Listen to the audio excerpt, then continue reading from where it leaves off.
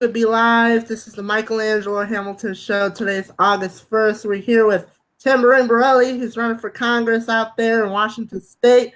Thank you for joining.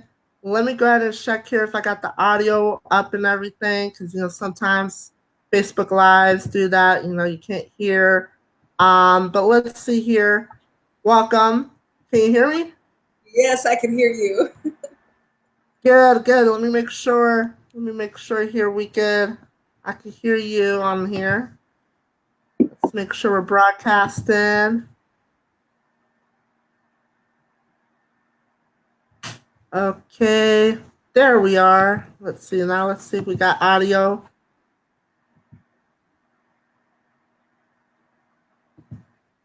Okay, all right. So we do have audio. Welcome everybody. Hello, Marianne. Thank you so much for joining the show. I really appreciate it. You're doing awesome work out there in Washington State. So introduce yourself to our viewers and talk to us a little bit about your campaign, why you're running for Congress. Absolutely. So my name is Tamborine Borrelli, and before 2016, I virtually had nothing to do with politics whatsoever, because I always believed that politicians never had our best interest at heart. I've always had a real sharp discernment, and some would say a BS detector, in certain terms. And so I never really got that they really were for us. And as it would turn out, election after election, I would almost want to shake everybody and say, don't you remember what they said? Don't you remember what they promised they were going to do? And no matter what politician it just was always the same old rhetoric with no real tangible change in the quality of life of human beings. So I never wanted to lend my time or my energy or, my heart and soul to any of the circus until obviously 2016. And I was hearing something different from this one politician who was speaking truth to the degree, calling out those that, were at the top, benefiting from the labor and the abundance from the bottom 99%. So I did throw my whole heart and soul into the Sanders campaign. And I basically, of course, I said they're in it too. I got a new puppy, and and the matriarch of the canine family just tried to put him in check. So, and of course it happens right in the middle of it. Anyway, so basically, I threw myself into the Sanders campaign. I opened a volunteer campaign office here in Yelm. I was a deputy field organizer for the campaign, a caucus site leader, and I ran for state senate as a Democrat. Now, much like what Tim is experiencing out there, this was my first experience with the Democratic Party. And, coming in, I absolutely was a progressive because my platform was all that Bernie's platform was. And unfortunately, the establishment Democrats within my legislative district would rather the Tea Party Republican keep their seat rather than give it to a Bernie-crat. Now, this was a quote unquote, it wasn't speculation. So unfortunately, I had the party that I was running under fighting me.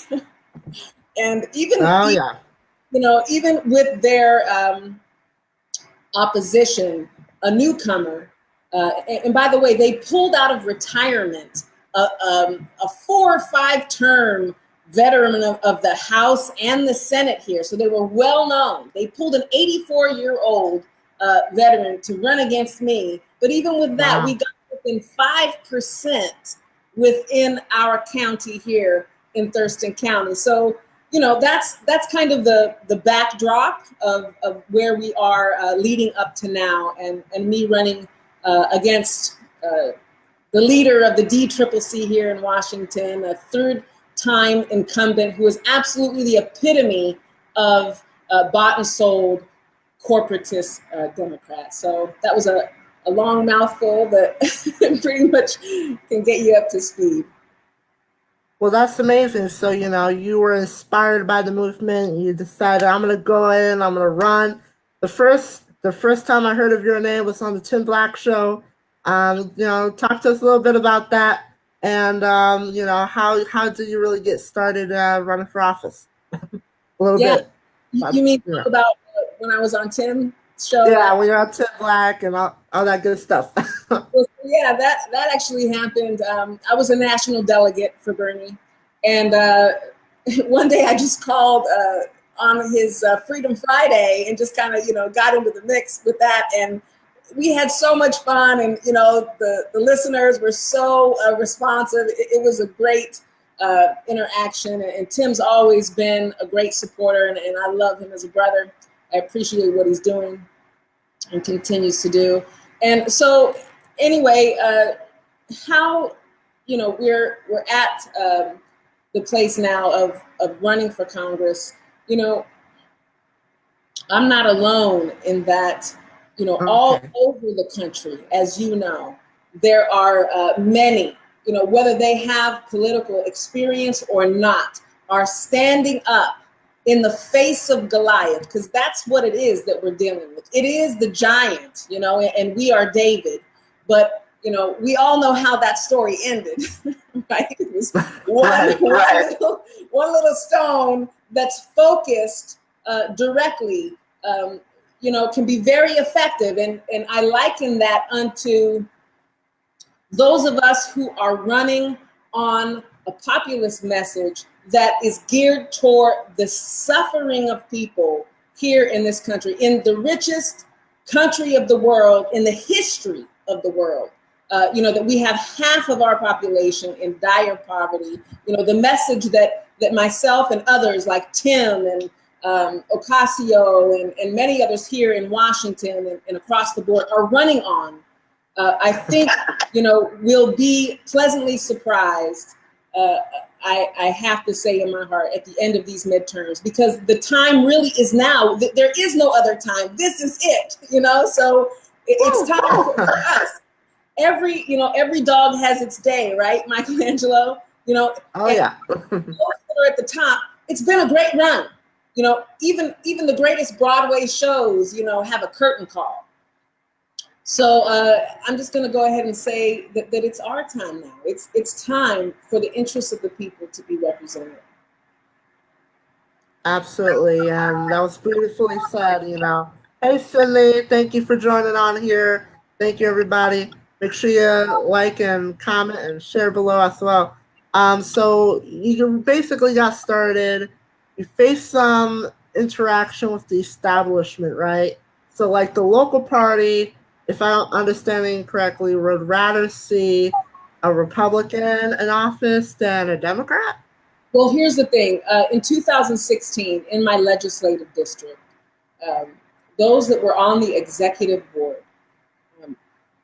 keep in mind, we had and still do have in state representative a Tea Party Republican that unseated this veteran Democrat 8 years ago, had tried unsuccessfully to get the seat back once or twice since 2012.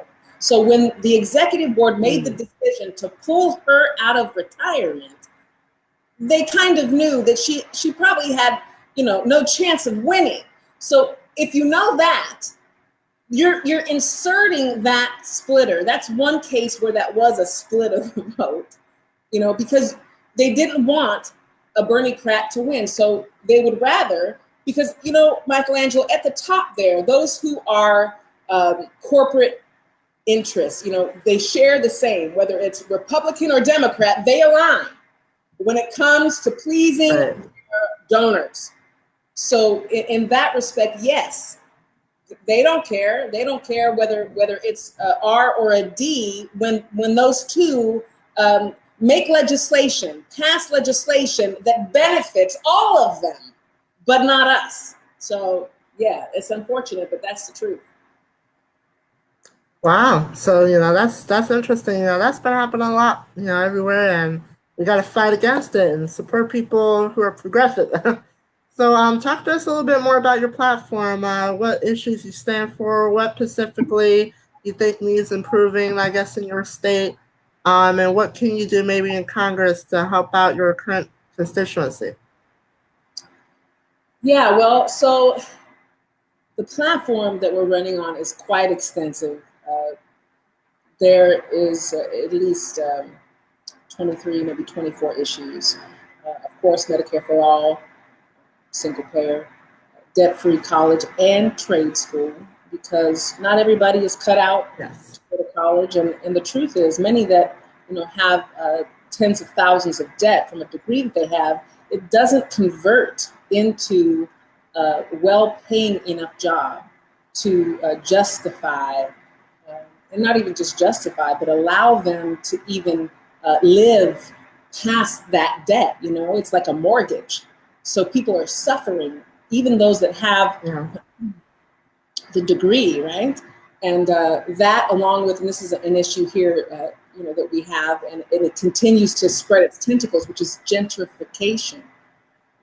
It started here in Seattle, where, just the outpricing of, housing is just, unbelievable. And the problem with that, and one thing I would like to see done, is putting rent control. So, because here's the thing.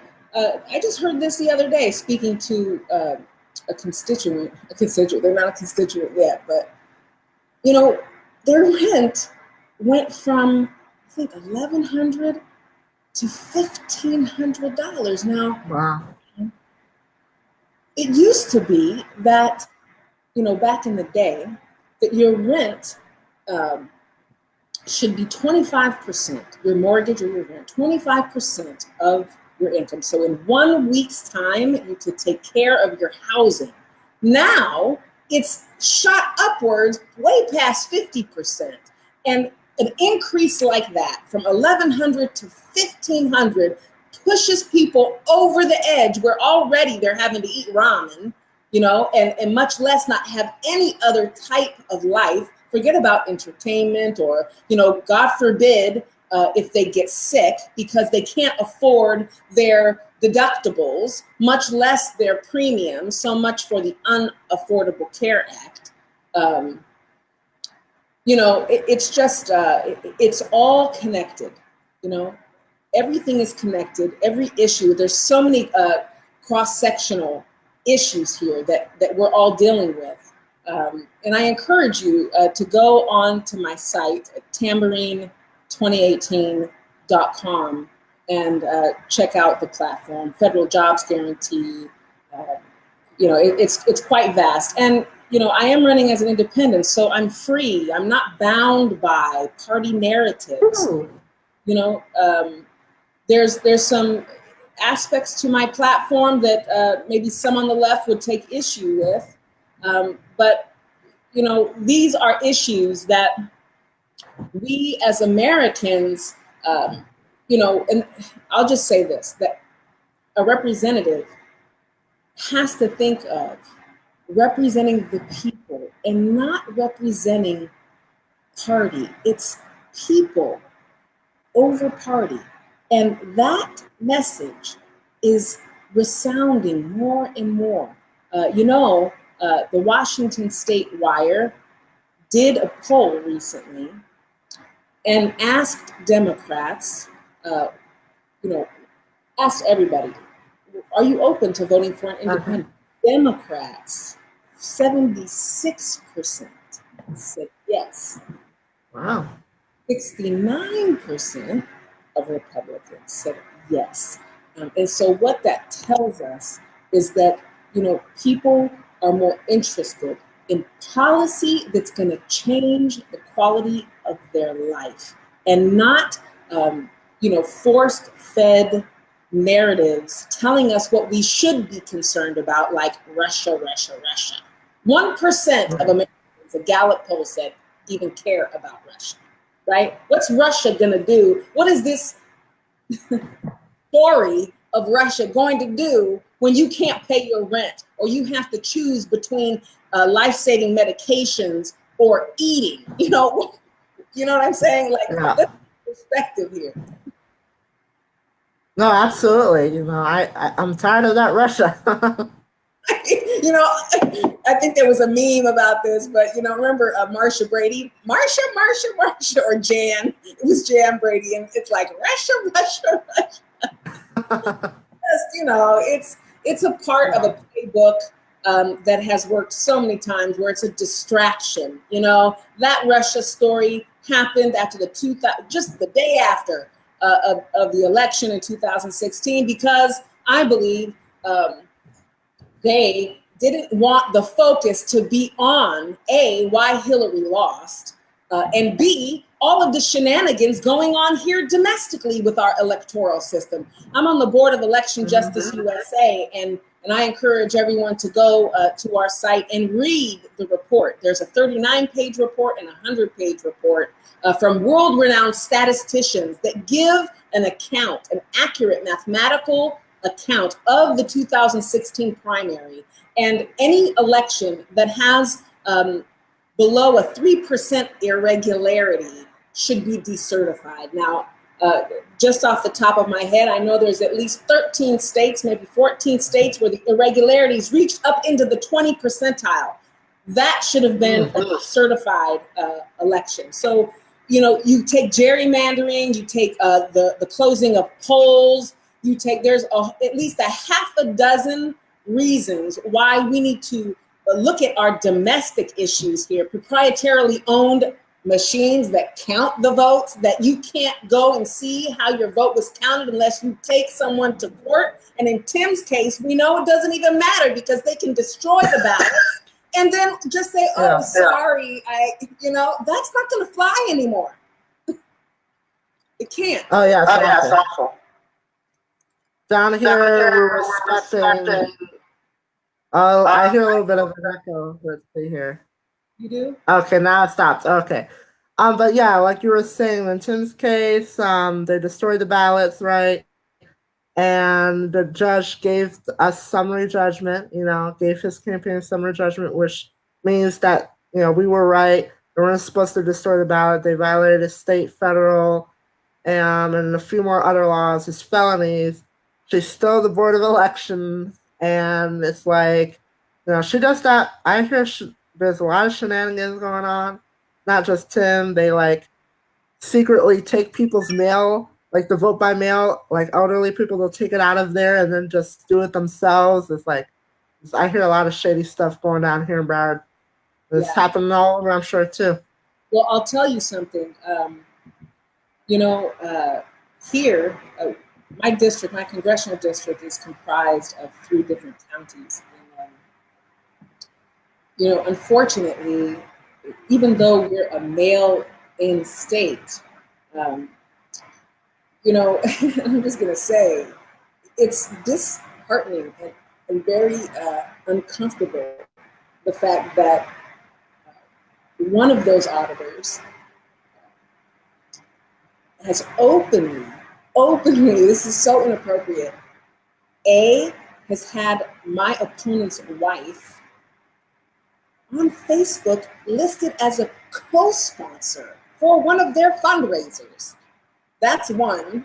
That's not conflict of interest. I don't know, but it didn't stop there. On Facebook, they're having now the auditor who counts the votes of an open, active congressional race is having doorbelling events with my opponent. So that should tell you just how, and it's legal for them to do that, but there's definitely, I would love to write some legislation that kind of keeps people as honest as possible. There's too many conflict of interests going on, and that's how it absolutely happens. You know what I'm saying?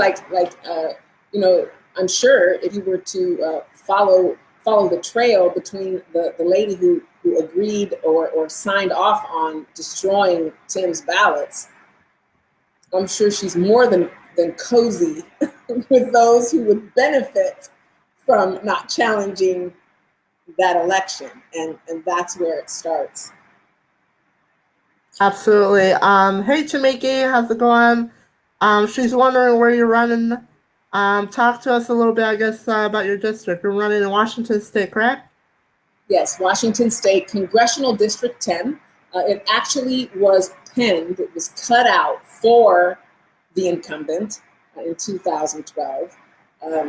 And basically, it's a huge base, a joint base Lewis McChord, so a lot of military veterans. Also, you know, there's quite a bit of working class here. If you know or have heard of the area, it's all of Thurston County, which encompasses the capital, Olympia, and it comes up and just grabs one city, Shelton, out of Mason County, and then the bulk of Congressional District 10 is Pierce County. So it's literally double the voters than it is in Thurston County. Okay. All right. So how many voters do you think? A couple million in there? Well, or? Yeah, registered voters, I think the last number that I saw was over 400, close to 5. It used to be over 6. And last election, it was a presidential election, there was 126,000 people that voted, which really is not a lot. In Pierce, I'm told that 1 of 4 registered voters actually vote. You know, so it's going to be interesting to see what happens in this off year. There seems to be a bubbling of excitement, and it's anyone's guess how it's going to turn out. But of course, we're hoping for the best. Well, absolutely. I'm glad to have you on here. Do we have a few more moments available? Let's see. Sure. Okay, wonderful. So I guess talk to us about, where people can find you, where people can support your campaign, and any other last comments you have for our viewers. And we really appreciate you jumping on tonight. No, it's my pleasure. I really appreciate you asking me. So on Facebook, you can reach us at Tamborine for Us, or it's actually Tamborine for Congress now. We changed that on Facebook. Twitter is at Tamborine, the number 4 Us, and Tamborine is spelled without the U, so it's Tamborine. And the website is tamborine2018.com. And, I just wanted to say that we have not focused by any means purposely on fundraising this whole past year. And why that is because I believe that this money in politics really is the biggest umbrella issue of our time. We can talk about every other issue that any of us are concerned about, and all roads lead back to Rome. All roads lead to the infection of big money in politics, special interest money. So the idea that one needs to have, I think the amount is $1.5 million to run a successful congressional campaign. And I was told by someone, don't even, this was someone I wanted to work on my campaign, don't even call them unless you have $250,000. Now, I don't think that's true, actually. I think if you're a critical thinker and you think logically, the main point is what? To let the voters know, A, who you are, B, that they have a choice, and C, what you stand for, right? And if you can do that in this time more than any other time in history, insurgent candidates have the avenues with social media and other ways and means to get that message to the people who were going to vote. So if you look at our FEC report, I think, $45,000 maybe was the last reporting. And yet, right, we have a TV commercial that over 350,000 people at this point, over 400,000. We just bought another ad buy. People are seeing it 3 times. There's 120,000 people that will see that commercial 5 times. We have bus ads. So, buses, a fleet of buses going through all the cities with our ad. A digital media campaign that is robust and strong.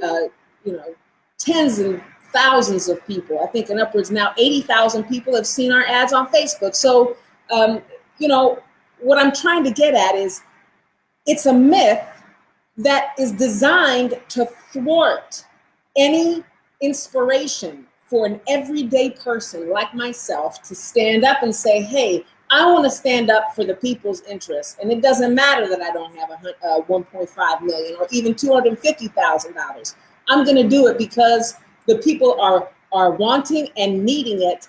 And the avenues are there for us to do. So, I say that to anyone that hears this now or at a later time. If it's in your heart to do and you have a passion for justice and equality and for the people, stand up and do it. And I promise you, once you stand up, there's a saying that all of heaven will rally behind you and make a way for it, because the time really is now. So everyone who was born to be here at this time to do something, me and Tim joke with each other about, back in the day was the Super Friends, and they're like, Wonder Twin powers activate, right? And that everyone has a superpower, and those of us that can come together in the Hall of Justice for one specific purpose, which is to fight the forces of evil and save this world from plutocracy and kleptocracy. And I believe that we will be the victors. So, Michaelangelo, I really appreciate your time and the opportunity to come and speak to your listeners. Absolutely. You're welcome anytime, and keep up the great work you're doing out there. We really appreciate it. Take care and good luck on your campaign. We hope to have you soon. Thank you. Have a good night.